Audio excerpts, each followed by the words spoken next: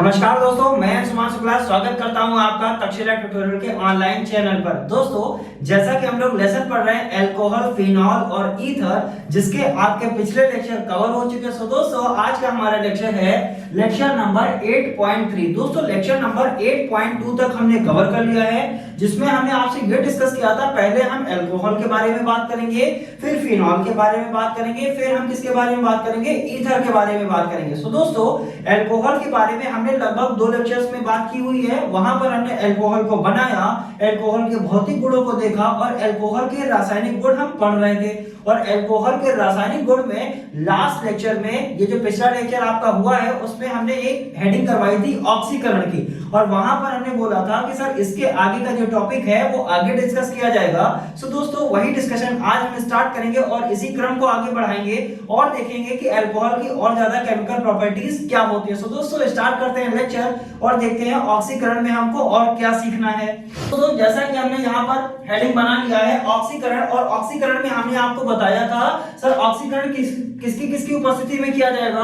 आप potassium dichromate और H2SO4, या आप सोडियम डाइक्रोमेट H2SO4 या KMnO4 की उपस्थिति में जब आप ऑक्सीडेशन करेंगे, किसका, अल्कोहल का जब आप ऑक्सीडेशन करेंगे तो आपको क्या मिलेगा सर, एल्डिहाइड मिलेगा, और क्या मिलेगा, कार्बोक्सिलिक एसिड मिलेगा, और क्या मिलेगा सर, कीटोन मिलेगा। ये सारी चीजें हमने वहां पर डिस्कस की हुई थी। और हमने लास्ट लेक्चर में ये भी बताया था सर, जब प्राइमरी अल्कोहल का, यानी जिसमें एक एल्किल ग्रुप, या ऐसा समझ लीजिए जिसमें पहले नंबर के कार्बन के साथ आपका हाइड्रोक्सी ग्रुप लगा होता है, उसे क्या कहते हैं, प्राइमरी अल्कोहल कहते हैं। और हमने वहां पर डिस्कस किया था सर, प्राइमरी अल्कोहल में जब हम उसका क्या करते हैं, ऑक्सीडेशन करते हैं, और किसकी उपस्थिति में आप करिए, Na2Cr2O7 या K2Cr2O7 और H2SO4 इसके साथ होना चाहिए। जब आप इसका ऑक्सीडेशन करते थे तो हमने लास्ट लेक्चर में आपसे ये डिस्कस किया था कि यहां से क्या मिलेगा, आपको एल्डिहाइड मिलेगा, और जब एल्डिहाइड का पुनः ऑक्सीडेशन करते थे तो आपको क्या मिला था, कार्बोक्सिलिक एसिड मिलेगा। सो दोस्तों, इसी क्रम को आगे बढ़ाएंगे। प्राइमरी अल्कोहल के बारे में हमने लास्ट लेक्चर में देखा था। आज के लेक्चर में हम बात करेंगे सेकेंडरी अल्कोहल और टर्शियरी अल्कोहल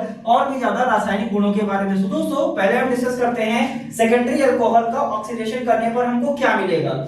सो दोस्तों, यहाँ पर हमने लिखा हुआ है सेकेंडरी अल्कोहल का, यानी यहाँ पर ऑक्सीडेशन हम किसका करने वाले हैं, अभी हम सेकेंडरी अल्कोहल का करेंगे, फिर हम टर्शियरी अल्कोहल का करेंगे। और ऑक्सीडेशन करने के लिए हमने आपको बताया था K2Cr2O7, और साथ में आपको क्या चाहिए सर, H2SO4 चाहिए, या आप क्या ले लीजिए, या Na2Cr2O7 प्लस H2SO4, यही तो बोला था। और हमने कहा था सर, जब इसके साथ ऑक्सीडेशन करेंगे तो आपको क्या मिलेगा, एल्डिहाइड मिलेगा, कार्बोक्सिलिक एसिड मिलेगा और कीटोन मिलेगा। सो दोस्तों, यहाँ पर देखते हैं सेकेंडरी अल्कोहल के बारे में। और सेकेंडरी अल्कोहल के बारे में भी आपको पता है सर, ऐसा कार्बन जिसके साथ डायरेक्ट 2 कार्बन जुड़े हो उसे हम क्या कहेंगे सर, सेकेंडरी कहेंगे। और उस कार्बन के साथ जुड़ा हुआ OH अगर होगा तो उसको क्या बोलेंगे, सेकेंडरी अल्कोहल।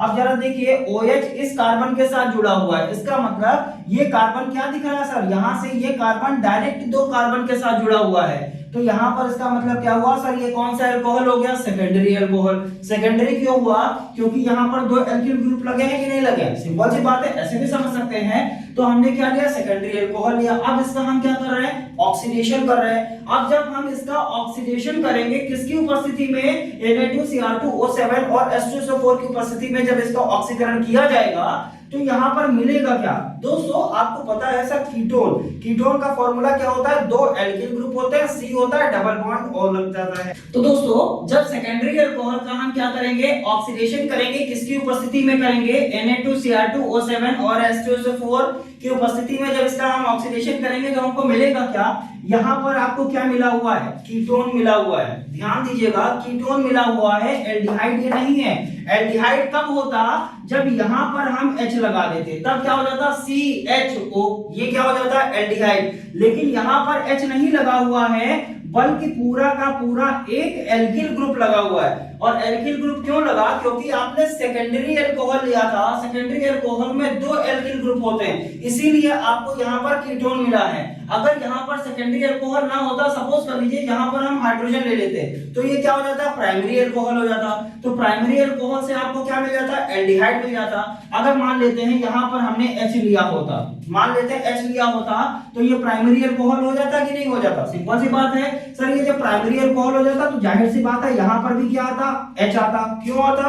क्योंकि यहाँ पर क्या है, H है, एल्किल ग्रुप नहीं है। तो जब H आता तो इसको क्या बोलते हैं सर, CH3CHO। और इसको क्या बोलते हैं, हमने कई बार बोला CH3CHO को क्या बोलते हैं सर, ये एल्डिहाइड है। कौन सा एल्डिहाइड है, मेथिल एल्डिहाइड हो गया कि नहीं। CHO का मतलब क्या होता है, एल्डिहाइड। और आपका कीटोन का मतलब क्या होता है सर, कीटोन का मतलब होता है कि एक कार्बन के साथ ऑक्सीजन डबल बॉन्ड बनाएगा और उसके साथ जो दो पीछे बॉन्ड बनेंगे उनमें दोनों एल्किल ग्रुप जुड़े होंगे। तो इसका मतलब जब यहाँ पर आपने सेकेंडरी अल्कोहल लिया है तो यहाँ पर भी CH3 आ जाएगा। तो देखिए जरा, एक एल्किल ग्रुप ये है, एक एल्किल ग्रुप ये है, ये कार्बन ऑक्सीजन के साथ क्या कर रहा है, डबल बॉन्ड बना रहा है और इसीलिए यहाँ पर क्या मिला हुआ है आपको, कीटोन मिला हुआ है। अब दोस्तों क्या करेंगे, ये जो कीटोन मिला है क्या इसको हम कार्बोक्सिलिक में चेंज कर सकते हैं कि नहीं। तो सिंपल सी बात है सर, कीटोन लिया जो यहां से मिला था उसका हमने फिर से क्या कर दिया, ऑक्सीडेशन कर दिया। जैसे ही आप कीटोन का फिर से ऑक्सीडेशन करेंगे तो देखिए यहां पर आपको क्या मिल गया, कार्बोक्सिलिक एसिड मिला कि नहीं मिला। क्यों मिला, क्योंकि सर CH3 था, एक बार CH3 COOH बना देगा, यहां से हाइड्रोजन रिप्लेस हो जाएगा, वो हाइड्रोजन रिप्लेस होकर क्या बनाएगा, आपका H2O बनाएगा प्लस कार्बन डाइऑक्साइड आपको मिल जाएगा। तो दोस्तों इस तरीके से हम रिएक्शंस को करते हैं। जरा देखिए यहाँ पर 3 कार्बन है कि नहीं, एक कार्बन यहाँ, 2 कार्बन यहाँ और एक कार्बन यहाँ, 3 कार्बन हो गया कि नहीं हो गया। सो इस तरीके से हम रिएक्शंस को करते हैं। दोस्तों प्राइमरी अल्कोहल जब आप ऑक्सीडेशन करेंगे उसका तो आपको एल्डिहाइड मिलेगा। हम पुनः बोल रहे हैं, ध्यान दीजिएगा, ये सारी रिएक्शंस आती हैं, बिल्कुल खेल करने वाला इनके साथ नहीं है कि सर आपने बता दिया, हमने सुन लिया, बस कहानी हो गया। इस कान से सुना, ईश्वर ने हमको 2 कान दिए हैं, इससे सुनना है, इससे निकालना है, ऐसा नहीं करना है। बल्कि आपको ध्यान क्या रखना है सर, जब प्राइमरी अल्कोहल का आप ऑक्सीडेशन करेंगे तो एल्डिहाइड मिलेगा।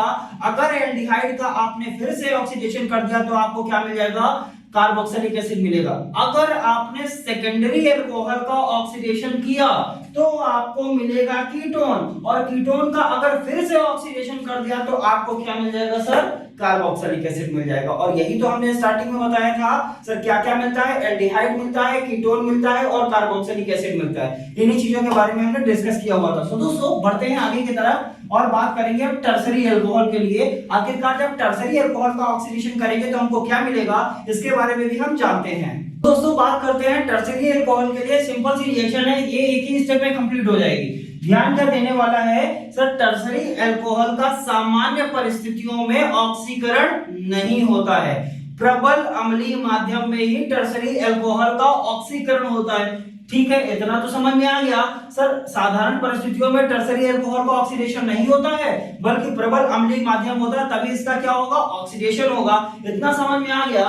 तो दोस्तों ये क्या लिया हुआ है, टर्सरी अल्कोहल। टर्सरी अल्कोहल क्यों है, तो ऐसा कार्बन जिसके साथ डायरेक्ट 3 कार्बन जुड़े हुए हो वो क्या कहलाएगा, टर्सरी अल्कोहल कहलाएगा। यहाँ पर टर्सरी अल्कोहल का ऑक्सीडेशन कर रहे हैं, ऑक्सीडेशन करने से हमको क्या मिल जाएगा। सो दोस्तों यहाँ पर क्या मिला हुआ है, इसको क्या बोलते हैं, अभी हमने आपसे डिस्कस किया हुआ था, इसको बोलते हैं कीटोन। और ये क्या है, आपको कार्बोक्सिलिक एसिड मिल गया, यानी यहाँ पर आपको कीटोन भी मिल गया और कार्बोक्सिलिक एसिड भी मिल गया, साथ में आपको कार्बन डाइऑक्साइड और वाटर भी मिल गया। सो दोस्तों उम्मीद करते हैं ऑक्सीडेशन की रिएक्शंस आपको अच्छे से समझ में आई होंगी।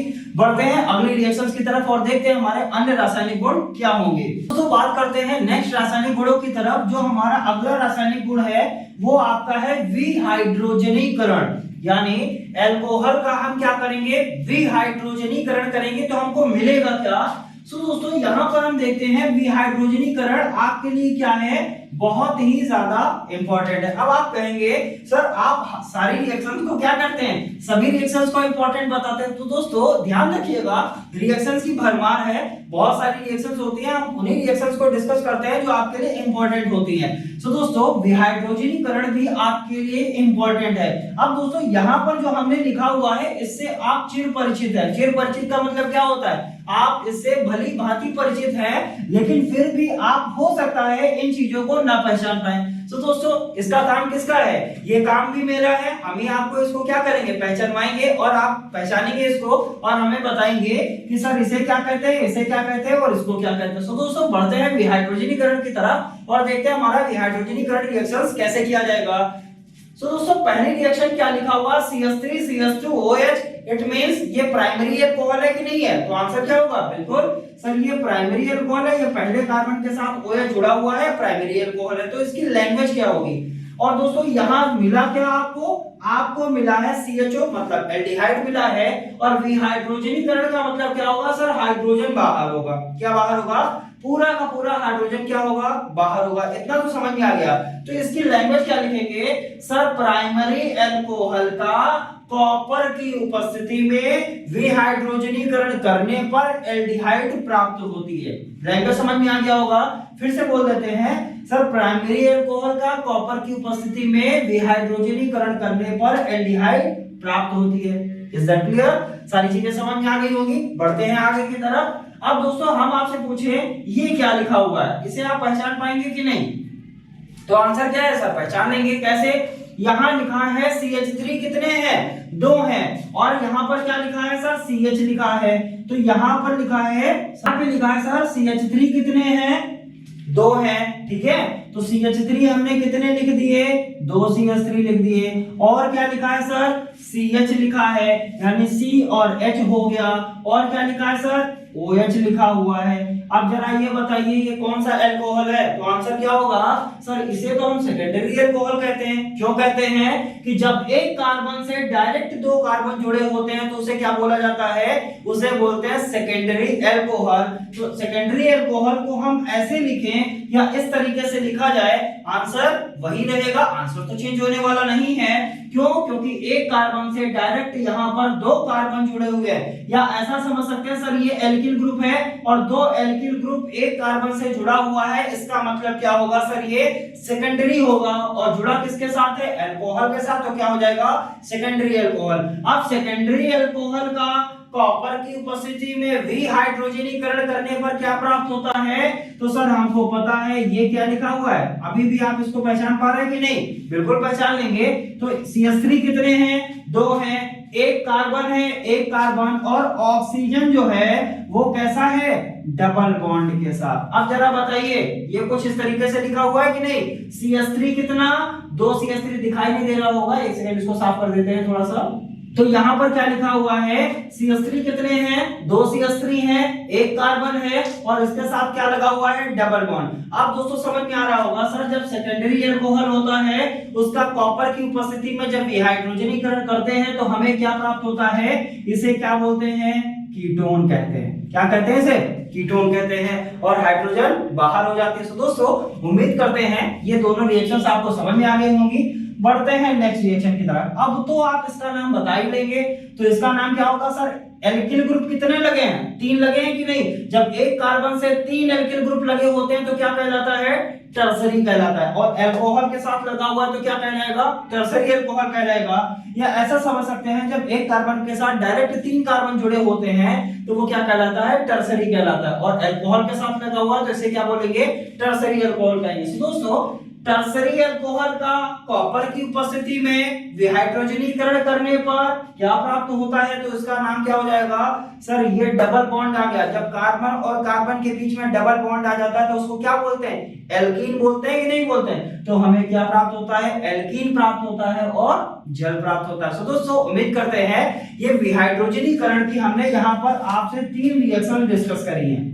रिएक्शन इंपॉर्टेंट है, प्राइमरी अल्कोहल का विहाइड्रोजनीकरण कैसे करेंगे, सेकेंडरी अल्कोहल का विहाइड्रोजनीकरण कैसे करेंगे, टर्सरी अल्कोहल का विहाइड्रोजनीकरण कैसे करेंगे, ये सारी बातें हमने डिस्कस कर ली हैं। अब दोस्तों बढ़ते हैं एक वेरी इंपॉर्टेंट रिएक्शन की तरफ। वो हमारी इंपॉर्टेंट रिएक्शन कुछ नीचे लिखी हुई है। हर इंपॉर्टेंट चीज क्या होती है, थोड़ा सा डाउनवर्ड में रहती है। तो दोस्तों यहाँ पर जो सबसे ज्यादा इंपॉर्टेंट रिएक्शन है वो ये रिएक्शन है। वो क्या कहती है, तो इसमें क्या ध्यान देंगे सर, एल्कोहल का एल्डिहाइड के साथ HCl की उपस्थिति में अभिक्रिया के द्वारा, ऐसा बोल सकते हैं सर, एल्कोहल और एल्डिहाइड HCl अम्ल की उपस्थिति में क्या देता है आपको सर, आंसर क्या है, हेमी एसिटल देता है। क्या देता है, हेमी एसिटल। और अगर इसका पुनः ROH यानी अल्कोहल के साथ रिएक्शन हो जाए तो आपको क्या देगा, एसिटल देता है। तो दोस्तों लैंग्वेज ध्यान रखिएगा, एल्कोहल एल्डिहाइड के साथ HCl अम्ल की उपस्थिति में जब रिएक्शन करता है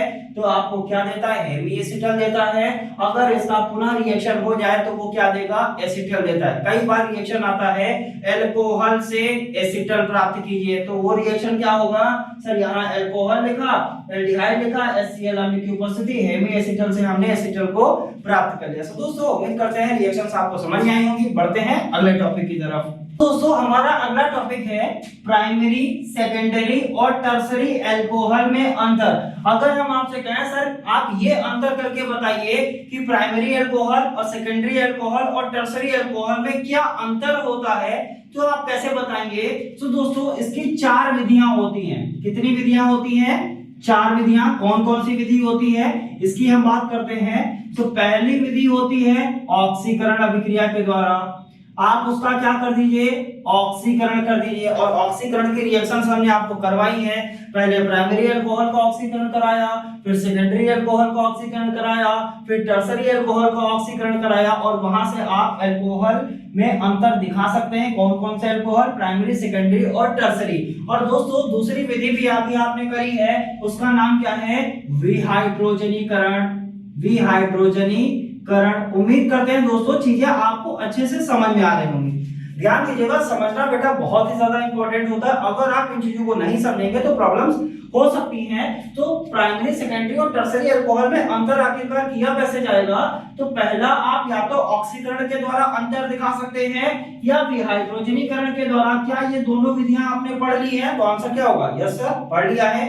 अब बात करते हैं तीसरी विधि और चौथी विधि भी तो हमको पढ़नी पड़ेगी, और उसका नाम क्या होता है, उसका नाम हम यहाँ पर लिखते हैं।